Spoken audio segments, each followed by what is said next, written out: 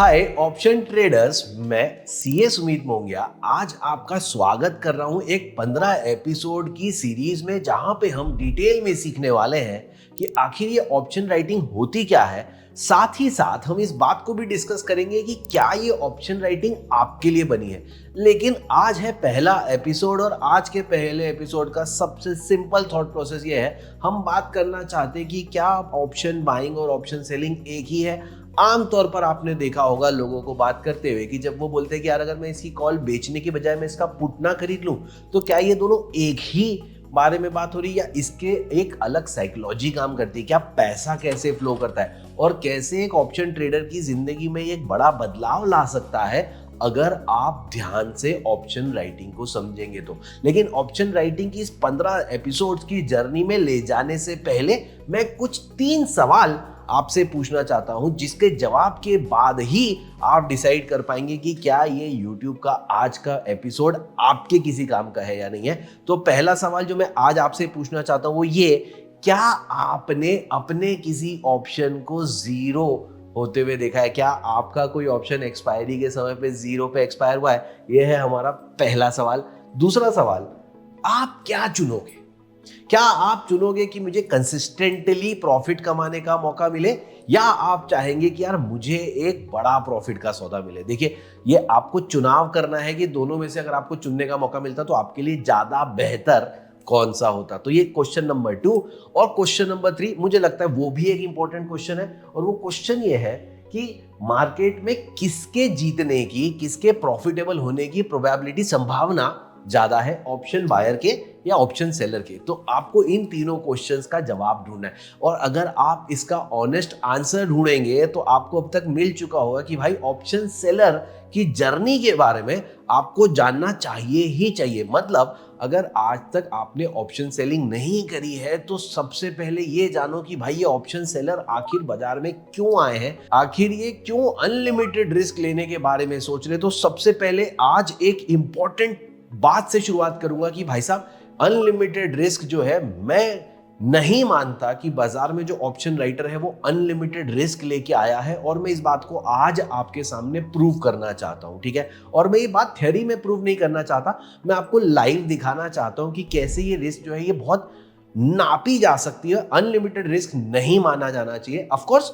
Theory से आप पढ़ेंगे, आप ऐसा सोचेंगे कि क्या भाई साहब मेरे को लॉस होता ही चला जाएगा, लेकिन एक्सचेंज ने, ब्रोकर्स ने ऐसे मैकेनिज्म्स बनाए हैं, ऐसी चीजें बनाई हैं जिससे कोई भी व्यक्ति जो ऑप्शन बेच भी रहा है वो कभी भी अनलिमिटेड रिस्क का शिकार नहीं होगा। तो पहली चीज जिससे मैं शुरुआत करना चाहता हूं वो ये है कि आखिर लाइव मार्केट पे चलते हैं और देखते हैं कैसे एक ऑप्शन राइटर और ऑप्शन बायर अलग अलग सोचता है, और सोचते हैं कैसे प्रॉफिट की प्रोबेबिलिटी धीरे से सेलर्स के फायदे में आ जाती है। तो चलिए आज के एपिसोड में देखते हैं लाइव सेशन में 3 खास बातें। सबसे पहले कैसे सेलर्स जो है धीरे से टाइम का बेनिफिट लेते हैं, मतलब थीटा डीके का बेनिफिट लेते हैं। कैसे सेलर्स धीरे धीरे सेम ट्रेड करके कंसिस्टेंट प्रॉफिट कमाने की तरफ आगे बढ़ते जाते हैं। साथ ही साथ ये सीखेंगे कि जो मार्केट में ये जो बात हो रही है ना कि ये अनलिमिटेड रिस्क है, अनलिमिटेड रिस्क है, ये कैसे गलत साबित हो सकती है, और कैसे स्टॉक एक्सचेंज और ब्रोकर्स ने हमें एज ऑप्शन सेलर्स प्रिवेंट किया हुआ है ये अनलिमिटेड एक्सपोजर से। तो चलिए लेके चलता हूं आपको लाइव स्क्रीन के ऊपर, सही के अमेजिंग प्लेटफॉर्म है जो वाकई बहुत सही है। तो चलिए लाइव देखते हैं मार्केट को।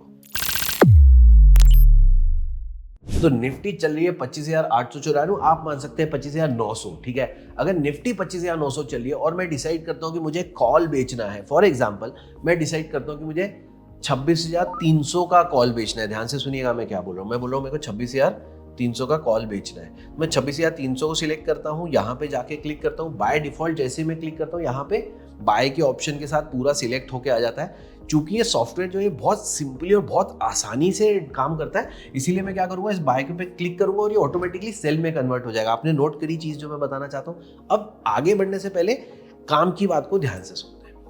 अगर मैं 26,300 की कॉल बेच रहा हूं तो मुझे मार्जिन कितना चाहिए? मार्जिन कितना चाहिए मतलब मुझे कितना पैसा मेरे पास होना चाहिए। तो यहाँ आप देख सकते हैं, यहाँ पे लिखा है 1,77,000। अगर आपके पास 1,77,000 रुपए हैं तो ही आप इस कॉल को बेच सकते हैं। अभी आपके मन में विचार आ गया कि भाई साहब मैं तो 1 लाख 1.5 लाख रुपए लगाने के मन में हुई नहीं, आगे का वीडियो क्यों देखता हूँ, तो यहाँ से इस वीडियो को ड्रॉप कर देता हूँ। बिल्कुल भी नहीं, क्योंकि आने वाले एपिसोड्स में हम आपको सिखाएंगे कि कैसे आप बहुत ही कम इन्वेस्टमेंट्स के साथ मार्जिन को बास्केट के साथ यूज करके कैसे आप बहुत ही कम इन्वेस्टमेंट्स के साथ ऑप्शन राइटिंग स्टार्ट कर सकते हैं। ठीक है, तो इस बात को सोच के कि यार मेरा 1.5 लाख 2 लाख रुपए लगाने का मन नहीं है तो मैं इसको यहाँ पे ड्रॉप कर देता हूँ, मैं डिस्करेज करूंगा, मैं नहीं सजेस्ट करूंगा। मैं चाहूंगा कि आप पूरा वीडियो देखिए, क्योंकि आने वाले एपिसोड में हम सारी बातों को डिटेल में डिस्कस करने वाले हैं। हर वीडियो पिछले वीडियो से एडवांस्ड होगा, इसलिए बेसिक को क्लियर करते चलो मेरे भाई। ठीक है, तो चलिए ध्यान से देखते हैं। अब मैं बोल रहा हूँ कि अगर मैं 26,300 की कॉल बेचता हूं तो मुझे 1,77,570 रुपए का मार्जिन देना पड़ेगा। ठीक है, 1 मिनट रुकते हैं और फिर से इसको बाय की तरफ चेंज करके देखते हैं। ठीक है, अगर मैं इसको बाय करने की सोचता तो मुझे मात्र 683 रुपए देने पड़ते, मतलब 683 रुपीज देने पड़ते। आप सबको पता है स्टॉक मार्केट, फ्यूचर्स, ऑप्शंस खासतौर से जीरो सम गेम है। मतलब बायर की जेब से अगर 683 रुपए का मैक्सिमम लॉस है, यानी सेलर का मैक्सिमम प्रॉफिट जो है वो 683 रुपए का ही हो सकता है, इससे ज्यादा का नहीं हो सकता है। ठीक है, 1,77,000 रुपए लगाकर 683 रुपए कमाने के बारे में बात करें तो सुनने में आपको लग रहा है कि भाई साहब ये तो बहुत कम प्रॉफिट है। आरओआई कैसे बढ़ाना है उसके ऊपर भी बात करेंगे, लेकिन सबसे पहले साइकोलॉजी से शुरुआत करते हैं। जब भी कोई व्यक्ति 26,300 की कॉल बाय करता है, ध्यान से सुनिएगा, वो 26,300 की कॉल बाय करता है, वो क्या चाहता है? बाजार कहाँ जाए।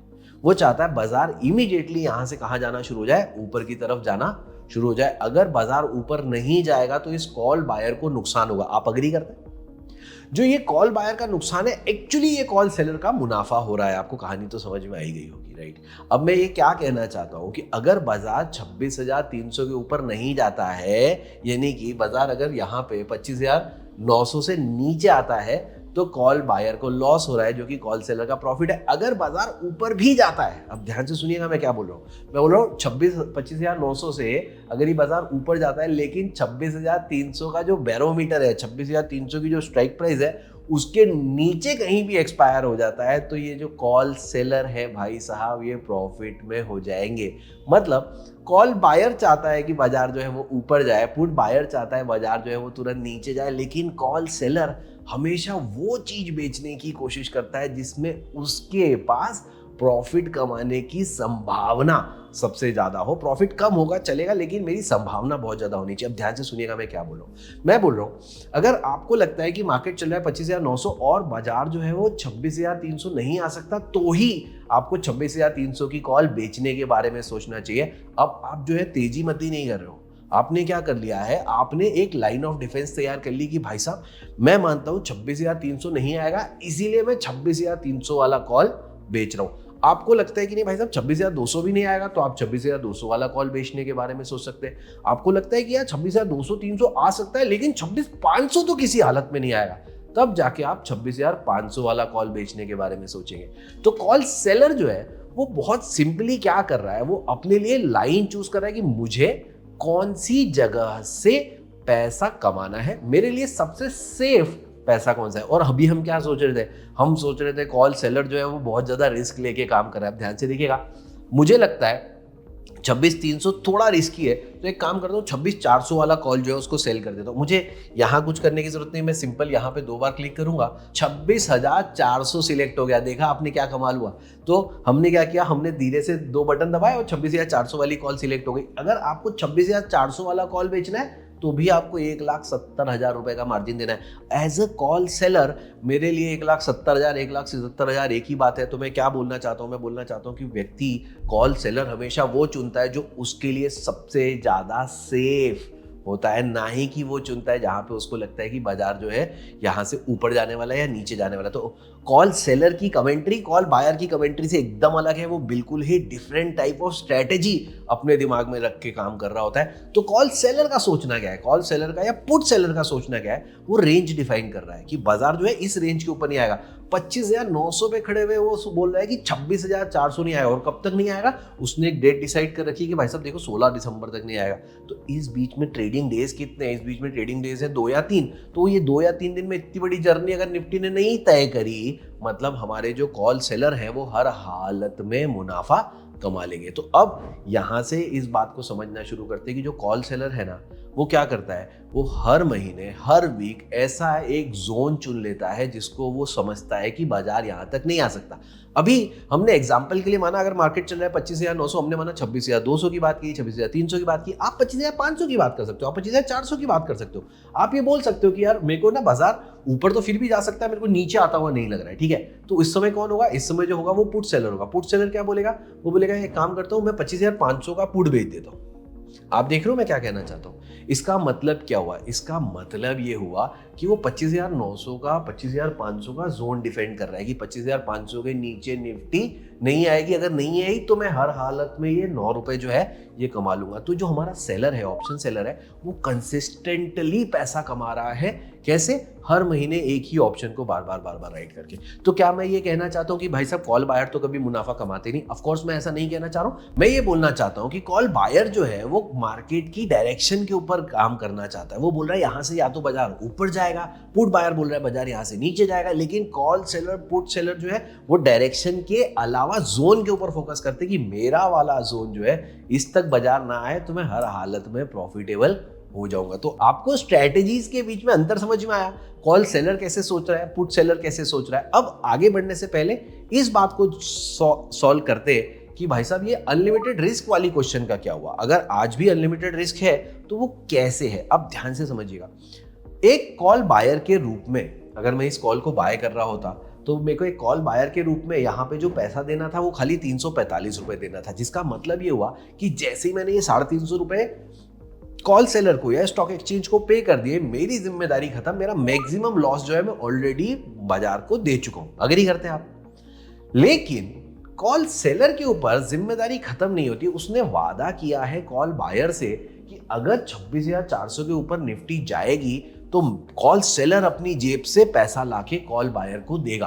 अब 26,400 के ऊपर निफ्टी बढ़ती चली जाएगी तो मुझे मेरी जेब से पैसा लाकर उसको दे रहा है, कॉल सेलर को अपनी जेब से पैसा लाकर उसको देना है। लेकिन स्टॉक एक्सचेंज की नजर में इस बात की गारंटी है।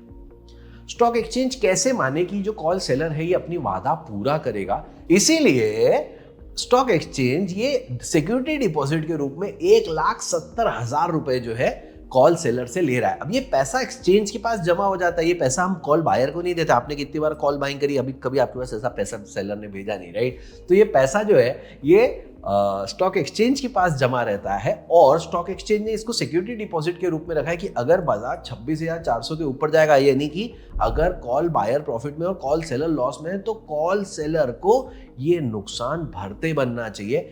इसके लिए एक बहुत इंपॉर्टेंट टर्मिनोलॉजी है जो मैं आपके साथ शेयर करना चाहता हूं, जिसका नाम है M2M, mark to market margin. अगर आपने कभी फ्यूचर बाय किया होगा, फ्यूचर सेल किया होगा, तो आपको पता होगा जैसे ही आपने कोई फ्यूचर बाय किया, अगर बाजार लॉस में आता है तो ब्रोकर बोलता है कि जो लॉस का पैसा है वो आप इमीडिएटली भरो, नहीं तो हम आपका सौदा यहीं के यहीं कट कर देंगे, जिससे कि एक बायर का, फ्यूचर बायर का लॉस जो होता है वो लिमिटेड हो जाता है। उसी तरीके से अगर आपने कोई कॉल सेल करी है और उस कॉल की प्रीमियम लगातार बढ़ती जा रही है, तो आपको स्टॉक एक्सचेंज जो है मार्क टू मार्केट मार्जिन मांगेगा। बोलेगा भाई साहब आपने 600 रुपए कमाने के लिए निकले थे, लेकिन अभी आपको 10-12 हजार रुपए का लॉस हो रहा है, तो ये 10-12 हजार रुपए आप अभी स्टॉक एक्सचेंज के पास जमा करो, तो ही हम आपको आपकी सेल की पोजीशन होल्ड करने देंगे, नहीं तो हम आपकी सेल की पोजीशन को इस 10-12 हजार के लॉस में कट कर देंगे। जिसका इन इफेक्ट मतलब ये हुआ कि अगर आपने ये कॉल शॉर्ट करी हुई है तो पहली बात अनलिमिटेड लॉस का तो सवाल ही नहीं उठता। क्या मेरे 1,70,000 रुपए रिस्क पे है, उसका भी सवाल नहीं उठता। जैसे ही आपको 5, 10, 15 हजार रुपए का लॉस होगा, आपकी पोजीशन को कट करने के लिए ब्रोकर का या फिर एक्सचेंज का नोटिफिकेशन आएगा जो बोलेगा भाई साहब या तो पैसा भरो, नहीं तो ये सौदा यहीं पे कट कर दिया जाएगा। यानी कि अनलिमिटेड लॉस तो हो ही नहीं सकता, क्योंकि एक्सचेंज और ब्रोकर्स ने अपना रिस्क मैनेजमेंट करते हुए ये चीजें बना रखी है। अब हम सबको ये बात क्लियरली पता है, थीटा डीके जो है वो हर हालत में होता है, यानी आउट ऑफ मनी ऑप्शंस को हम सब ने जीरो होते हुए देखा है, आप सब ने उन चीज़ों को एक्सपीरियंस किया हुआ है। तो ये जो बाय डिफॉल्ट जो फायदा है ये किसको मिलता जा रहा है? ये एक सेलर को मिलता जा रहा है। देखिए सेलर की जिंदगी में कॉल बायर जैसा एक्साइटमेंट नहीं है कि यार अभी ये 20 रुपए का कॉल था, अभी 200 रुपए का हो गया। इसके जीवन में बहुत सिंपल काम है, मेरे को वो वाला कॉल चुनना है, वो वाला कॉल बेचना है जिसके जीरो होने की संभावनाएं मेरी नजर से सबसे ज्यादा है। अगर मुझे लग रहा है कि बाजार नीचे जाने वाला है तो मैं 25,900 के समय पे 26,200, 300, 400 कोई सा भी कॉल बेच सकता हूं। अगर मुझे ये विश्वास है कि बाजार 26,300 के ऊपर नहीं आएगा तो भी मैं 26,300 का कॉल बेच सकता हूं। और इस दोनों चीजों के कारण सेलर की प्रॉफिट में रहने की संभावनाएं जो है काफी ज्यादा बढ़ जाती है। आपको भी सेलर की जर्नी के बारे में डिटेल में जानना ही चाहिए और सही। और मैं सीए सुमित मोंगिया आपके लिए 15 पावर पैक एपिसोड लेके आ रहे हैं जिसमें डिटेल में आपके साथ शेयर करेंगे कि कैसे एक ऑप्शन सेलर सोचता है, कैसे ट्रेड करता है, कैसे ट्रेड आइडेंटिफाई करता है और कैसे कंसिस्टेंट बेसिस पे मुनाफा कमाने के लिए मेहनत करता है। तो अगर आपको भी ये एपिसोड पसंद आया कमेंट्स में यस जरूर लिखिएगा। आने वाले समय में जल्दी ही आपके लिए beautiful power pack 14 more episodes आ रहे हैं।